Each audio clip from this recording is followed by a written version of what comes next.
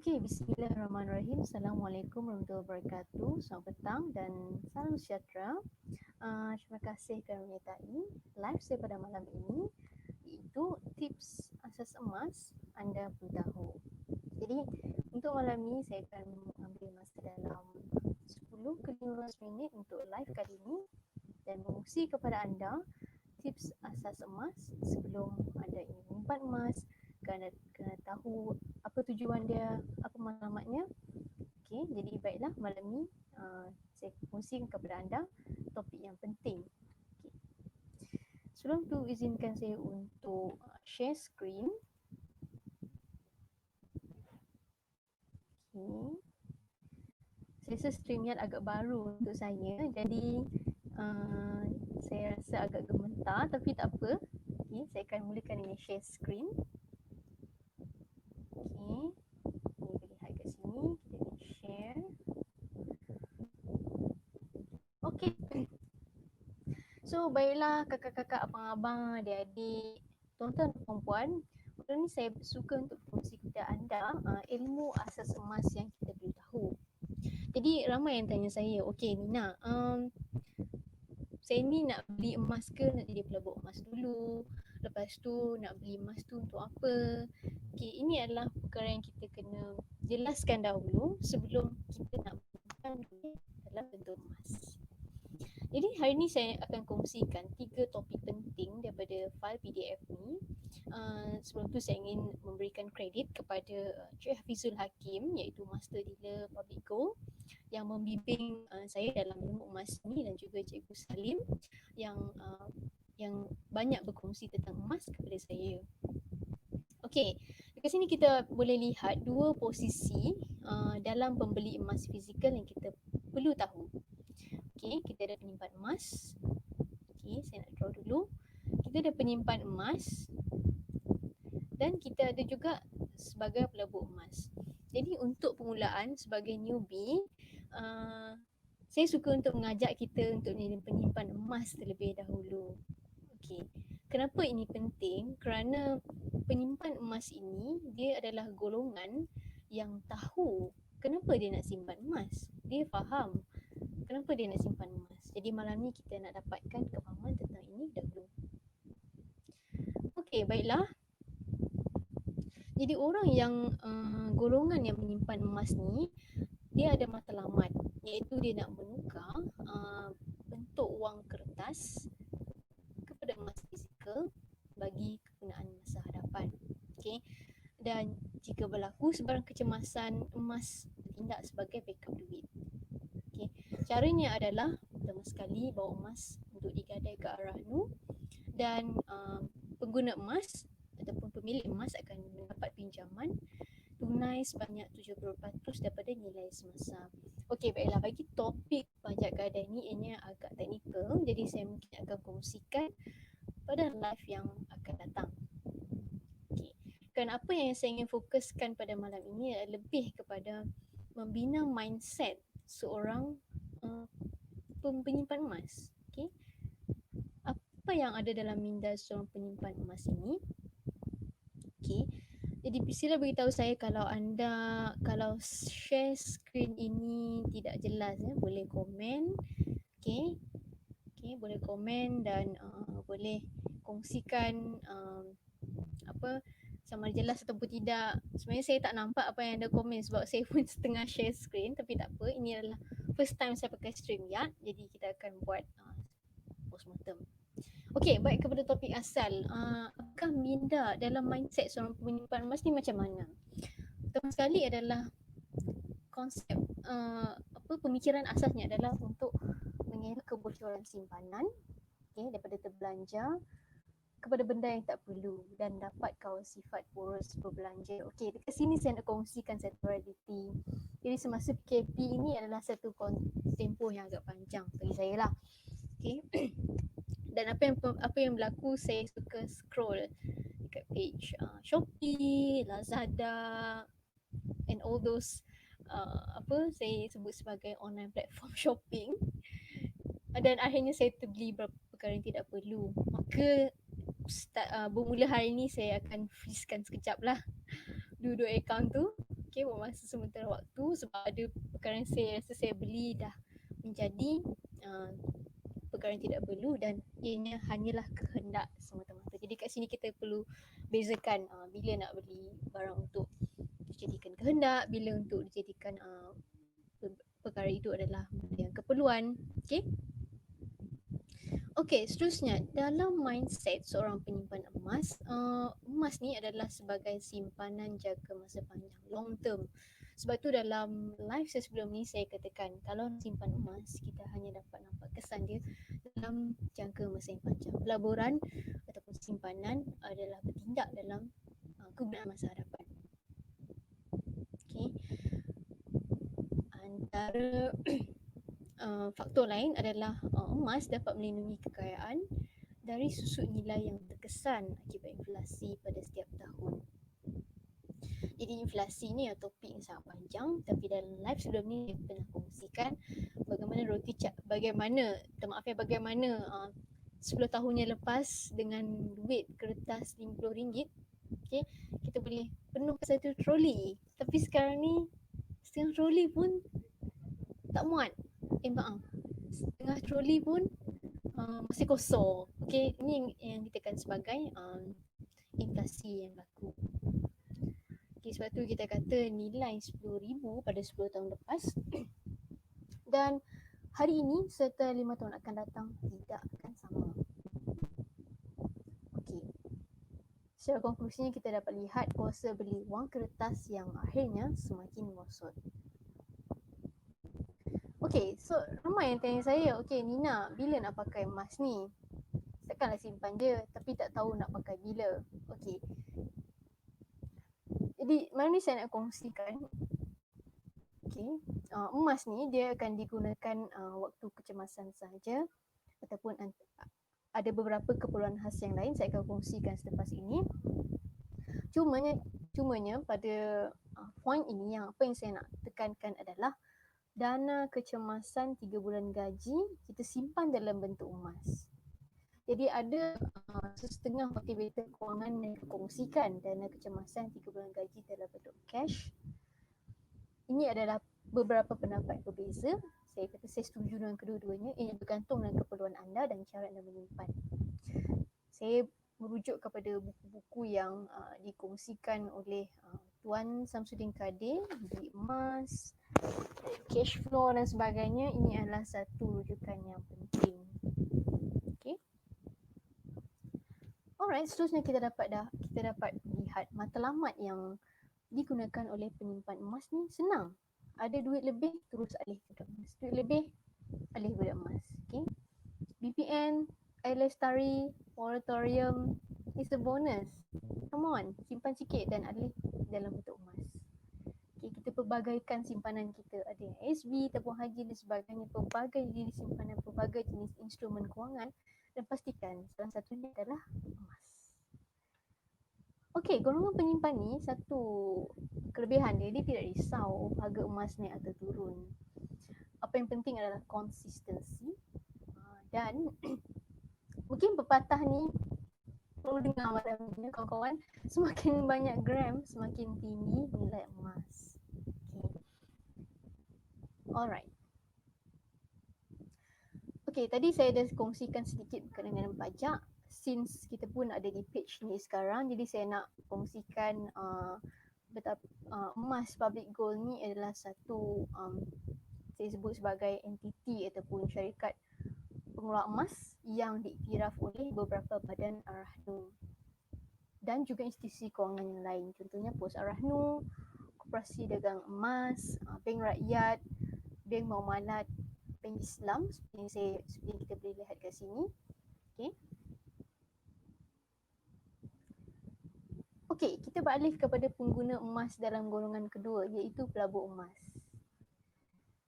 Okey, pelabur emas ni dia akan dapat melihat keuntungan dia jika individu ini ataupun golongan ini membeli dalam kuantiti yang besar. Jadi dekat sini dikongsikan dalam nota ni iaitu minima belian emas untuk menjadi seorang pelabur emas adalah 250 gram ke atas. Okay. Jadi kita perlu tetapkan matlamat kita nak simpan berapa banyak, bila kita nak achieve 250 gram ke atas, bila kita nak achieve 10 gram setahun, 5 gram setahun, 20 gram setahun. Ini adalah bergantung pada matlamat kita sendiri dan kita kena tetapkan untuk apa. Okey, pelabur emas dia bertujuan untuk melihat keuntungan dalam jangka masa sederhana. Okay, sederhana. Okay, dan sini kita dapat lihat ciri-ciri seorang pelabur emas. Dia beli emas ketika harga rendah dan jual masa harga tinggi. Okay. Dia ada ilmu, teknikal dan fundamental dalam menganalisis pasaran emas dunia. Jadi poin nombor 2 ni saya akui, saya masih baru dan saya masih ingin belajar dan saya berharap agar dapat ada sedikit ruang untuk kita sama-sama juga belajar untuk mengetahui ilmu teknikal emas ni. Okay, dan mereka menjana keuntungan dengan aktiviti jual beli emas. Alright, jadi kita lihat kat sini bentuk 250 gram gold 999.9. Okey, sebelum tu ada sebarang soalan daripada penonton. Okey, udah rakan-rakan semua, jadi saya dapat lihat kat sini. Okey, StreamYard. Okey, balik kepada screen. Oops, sorry. Okey. Jadi barang kemas bukan bertujuan simpanan kerana dua sebab, iaitu pertama sekali barang kemas jewelleries, rantai, cincin dan sebagainya, harga per gram dia mahal. Kenapa dia mahal? Sebab kos upah, workmanship, kos kedai dan sebagainya. Jadi dan seterusnya ada susut nilai semasa jual semula bagi jewelleries ataupun barang kemas, okay, adalah sangat tinggi. Jadi ada kedai emas tolak sekurang-kurangnya 30% daripada harga semasa. Jadi saya ingin kongsikan juga, walaupun begitu, nilai emas public gold pun ada susut nilai. Okay, ini adalah realiti tentang emas. Jadi kita kena tahu. Okay, kalau kita lihat kat sini, margin spread ataupun susut nilai emas public gold adalah berbeza mengikut berat emas yang ada. Okay. Dan produk public gold ni boleh dikatakan susut nilai dia adalah kurang daripada 10%.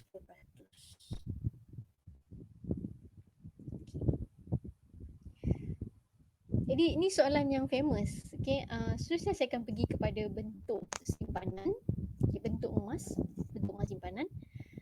Okay, ramai yang tanya saya, okay Nina, emas public gold ada bentuk apa? Okay, kita ada dua jenis, iaitu jongkok emas ataupun wafer, dina emas ataupun coin emas. Okay, kedua-duanya sama. Okay, ketulinannya juga sama, 999.9, yang beza cuma bentuk. Okay, ni saya nak kongsikan 10 gram. Okay, 10 gram emas kat sini. Okay, maaf, ini jongkong emas 10 gram. Okay, kecil, tipis. Okay, dan seterusnya saya nak kongsikan bagaimana satu dinar, bentuk satu dinar. Okay, dinar dia bulat macam ni, bentuk macam coin. Okay, dan satu dinar seberat 4.25 gram. Ketulinannya sama, 999.9.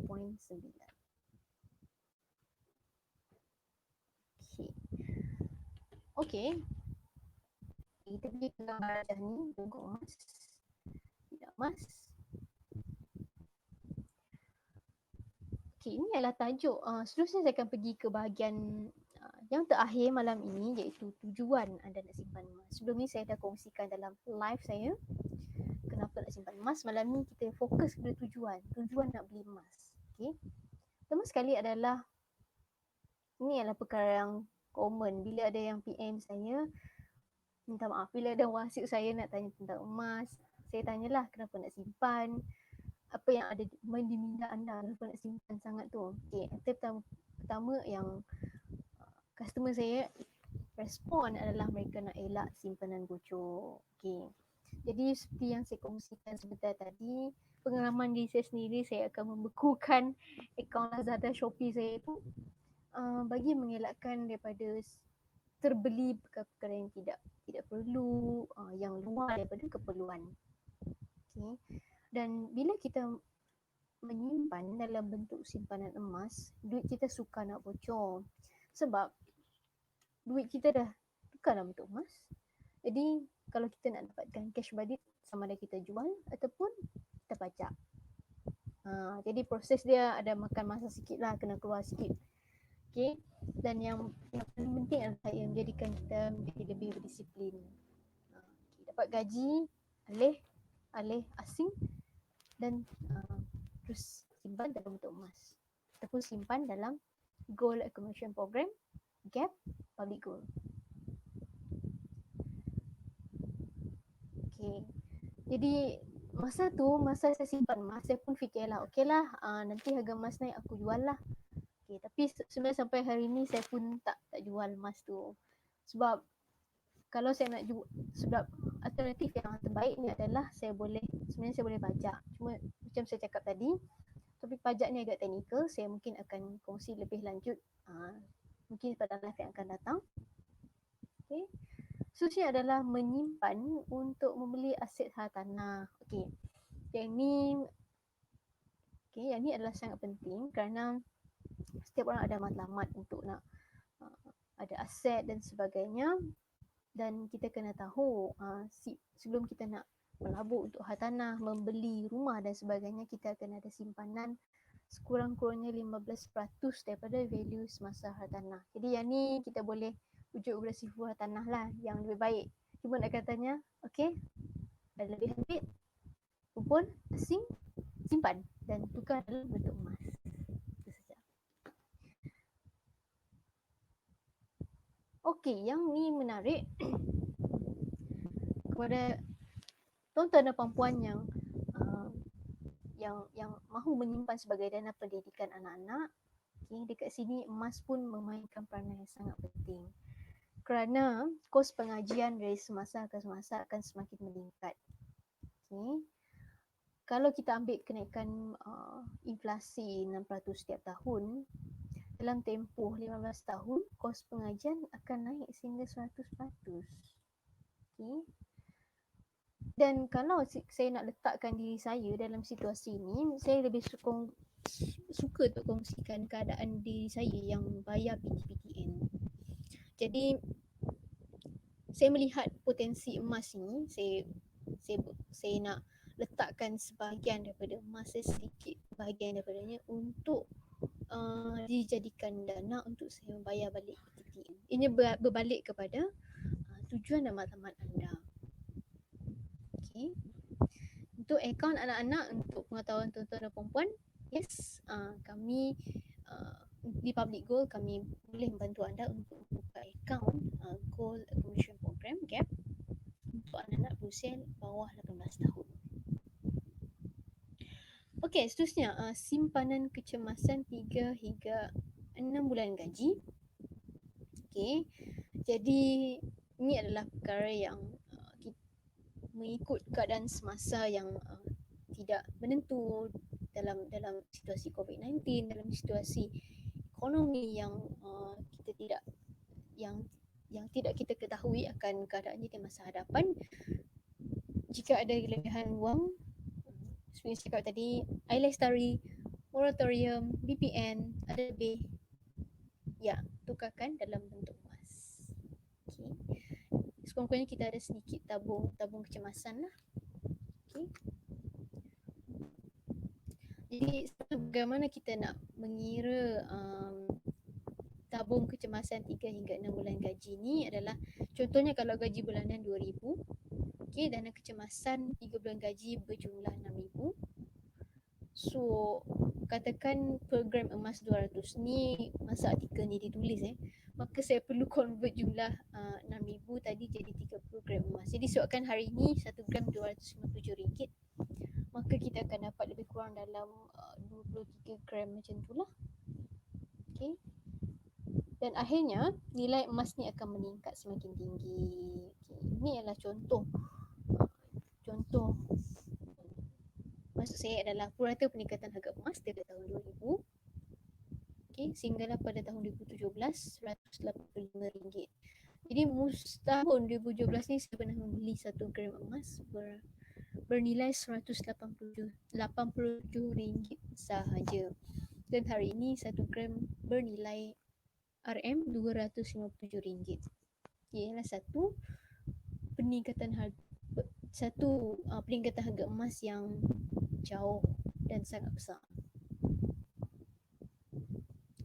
Okey, income tambahan siapa yang berminat nak jadi dealer, boleh juga sebagai salah satu untuk kita dapatkan income tambahan bersama dengan Business Public Go. Alright, beli 80 gram emas untuk menjadi dealer Public Go.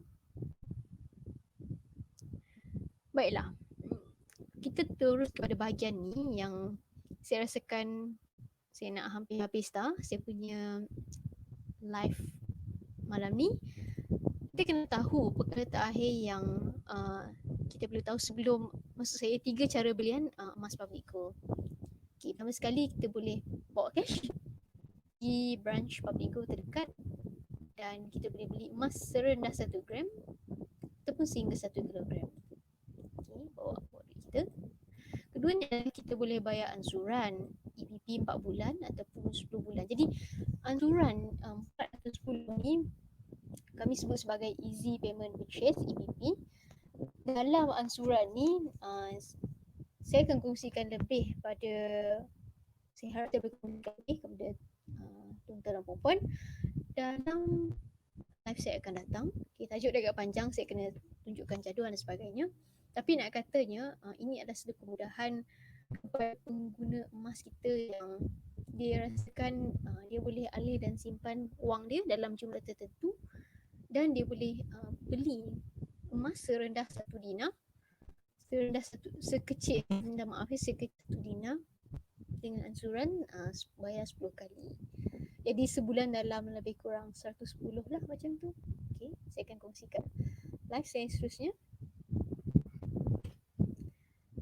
Dan ini paling penting, kita boleh buka akaun simpanan Gap Gold Accumulation Program dengan terendah RM100. Jadi dalam akaun tu nanti walaupun anda beri RM100 yang akan nilai yang direflect dalam akaun anda adalah jumlah gram. Jadi kat sini Gap ni saya akan kongsikan dengan lebih lanjut kelebihan dia, manfaat yang pengguna akan dapat menggunakan akaun Gap. So saya rasa setakat ni daripada saya.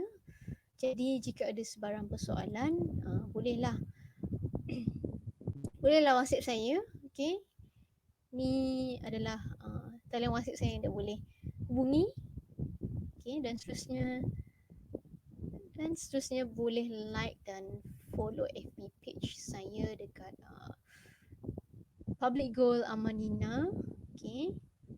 Dan silakan mulakan langkah untuk 1 gram pertama anda. Jadikan semoga live malam ni beri manfaat dan ini sebagai satu anjakan paradigma untuk kita mula simpan 1 gram pertama kita. Sekian tu saja daripada saya malam ni.